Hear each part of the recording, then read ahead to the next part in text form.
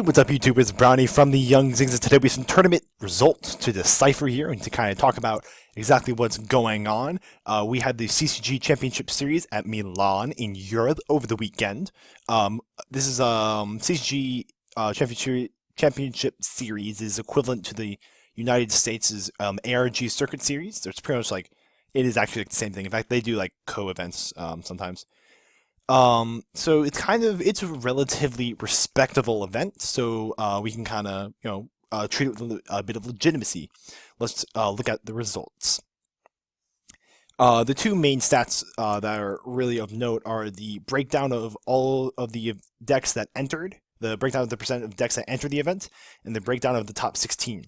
The top 16 of CCG Milan was 6 Magic Spectre, 4 Kozmo, 3 Stellar Knights, 1 4-Mage Pendulum, 1 psy-frame, which ended up winning the event, as well as 1 Star Seraph before Mage.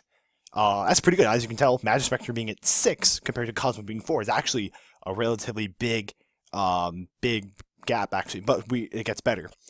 The metagame breakdown in terms of the representation of what decks entered was this. Kozmo took up 24% of all the decks that entered. Magic Spectre took 20%, Stellar Knight 10%, Infernoid 7%, Performance Pendulum or MM 5%, Burning Abyss 5%, and other decks that were either undocumented or rogue stood at 29%. As you can tell, that means 61% of all the decks, 71% of all the decks that are in there were meta, which is actually a pretty big deal. And there might have been some other meta decks hooked into the others. Even though there are only 123 players that enter this event, that means a lot. You can take this event with a lot of legitimacy because a lot of these are like actual decks that are really competing for this.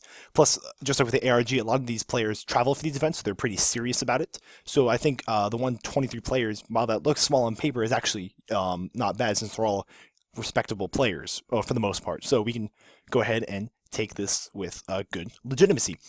The main statistic that I found most interesting was the difference between percentages between the two breakdowns. Essentially, it just compares the percentage of the decks that entered compared to how they topped and how they did in the top 16. For Kozmo, they did +1, meaning that they had 24% of the total breakdown of the decks that entered, but took up 25% of the top 16. For Magic Spectre, they took up 20% of all the decks that entered, and they got 38% of the top 16, an 18-point boost, not percent. For Stellar Knight, they took up 10% of all the decks that entered, and they got 19% of the top 16, which is also very impressive. That's a 9-point boost. Performance Pendulum got a +1, and other decks, you can't really decipher them. So what's interesting is that was how well Magic Spectre did. You can see that they had a lower representation than Kozmo at this event, but they did wildly better, immensely better. Okay, especially by the point difference in terms of comparing representation to top 16 breakdown. So why did this happen? It's kind of the overarching question of this. Well, I think I have an idea. Over the past few days, I've been watching a lot of high-rated DN. I've been watching online duels on DN, and they're like players who are pretty good, and I see a lot of Magic Spectre versus Kozmo, and I see Magic Spectre win more often than not, and for a few reasons. For the first reason, I think Ignister Prominence is just so good that, yeah, we knew Ignister Prominence was going to kill Kozmo. That's why I called it, in the top 10 video, I called it Ignister Prominence, the Blasting Cosmo Slayer, or the Cosmo Draco Slayer, because that's what he does. He just destroys Kozmo. But I think it's even more than that, because I think a lot of these Kozmo players weren't prepared enough for Ignister Prominence. At least that's what I see on DN. I haven't had the luxury of seeing any of the deck lists come out for this event of the decks that topped, but from what I see on DN, I see Ignister Prominence resolve pretty much every single time. I never see it negated. I feel like Kozmo players really need to adapt their deck to adjust for this, because Magic Spectre can make this card really easily. The Performance Pendulum deck can make it really easy. Magician can make it, not easily, but they can make it, and I think that's a huge threat to their deck. Also, I think overall their deck building has been kind of poor. I see a lot of decks on DN that would play this card with like Different Dimension Sword or something. It's like target one of your banished dark monsters and special summon it, and it acts like Call the Hunter, where if it's destroyed, you destroy that monster. That card is so bad. Please don't play that card. It lacks any utility. It's kind of a win more in the sense that it's not going to facilitate your game since you get a Dark Destroyer on board. It only works when you have a Dark Destroyer that was destroyed and resolved its effect.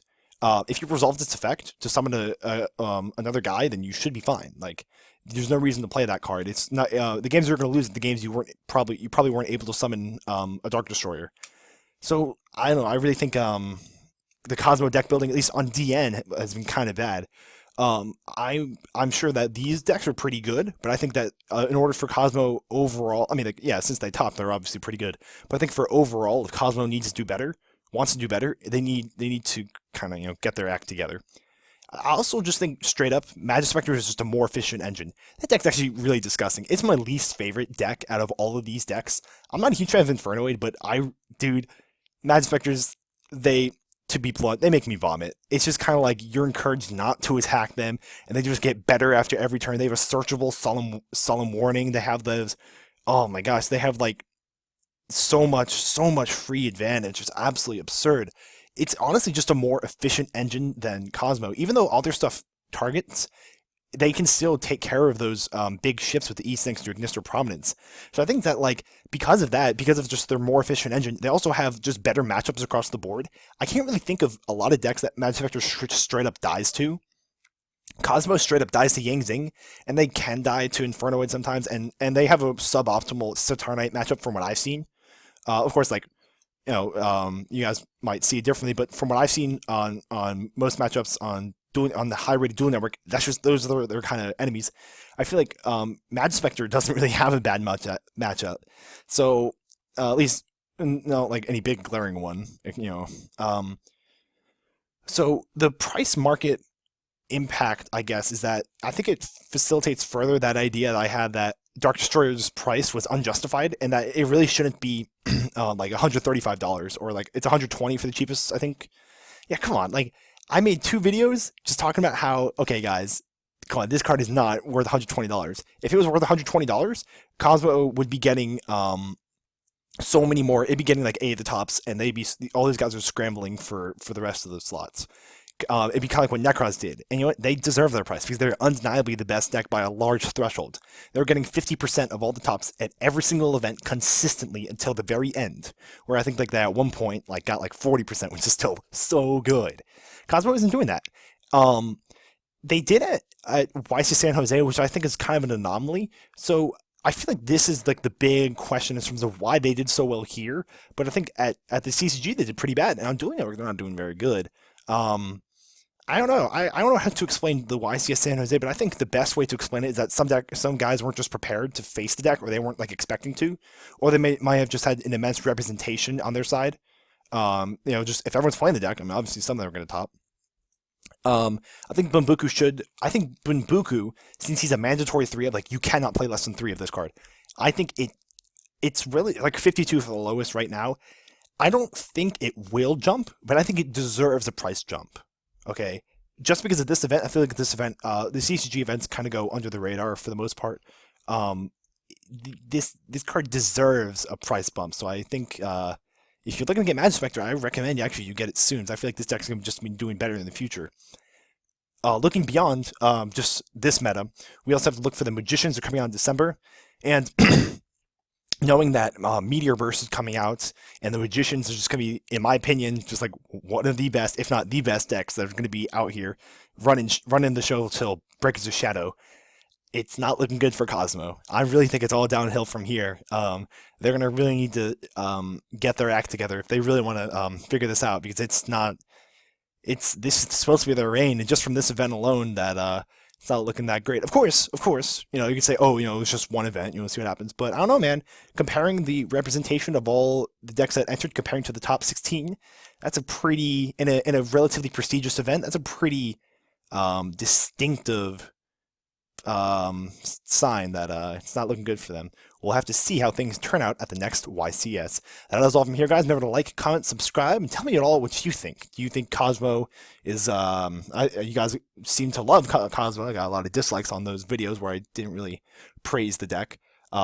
If you go ahead and tell me if I'm wrong. If I am, do what you want. Just tell me what you think about all of this, and I'll see you all next time.